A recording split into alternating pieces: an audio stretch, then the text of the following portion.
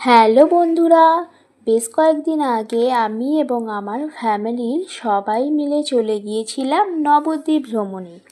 পশ্চিমবঙ্গের নদিয়া জেলায় অবস্থিত নবদ্বীপ, যা একটি ঐতিহাসিক শহর এবং শ্রী চৈতন্য মহাপ্রভুর জন্মস্থান হিসেবে পরিচিত। আপনারা যারা নবদ্বীপ ভ্রমণ করেছেন তারা তো জানেনই এটি কত অপূর্ব এবং দর্শনীয় স্থান। তো সেই নবদ্বীপেরই একটি ছোট্ট অংশ আপনাদের সামনে তুলে ধরলাম।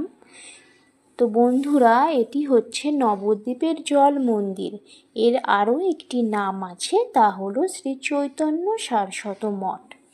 এই মন্দিরের প্রবেশপথের বাম দিকে রয়েছে কিছু দোকান, যেখানে মহাপ্রভুর সারসঞ্জম পাওয়া যায়, আর ডান দিকে রয়েছে মহাপ্রভুর গিরিধারী মন্দির, যা জলের মাঝখানে অবস্থিত।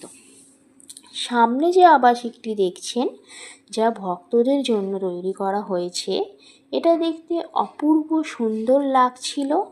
আর আমাদের এই গিরিধারী মন্দিরটি যে জলের মাঝখানে আছে, সেই জলেই রয়েছে অসংখ্য রং বেরঙের মাছ।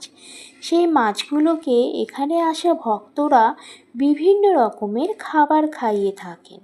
আর আপনারা সামনে যে মন্দিরটি দেখতে পাচ্ছেন, সেটি হলো শিব মন্দির।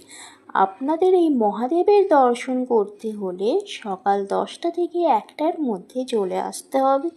এছাড়াও এই জল মন্দিরে আরও কিছু আকর্ষণীয় স্থান রয়েছে, যেগুলি আপনারা পরবর্তী ভিডিওটিতে পেয়ে যাবেন। আশা করি আপনাদের খুব ভালো লাগবে।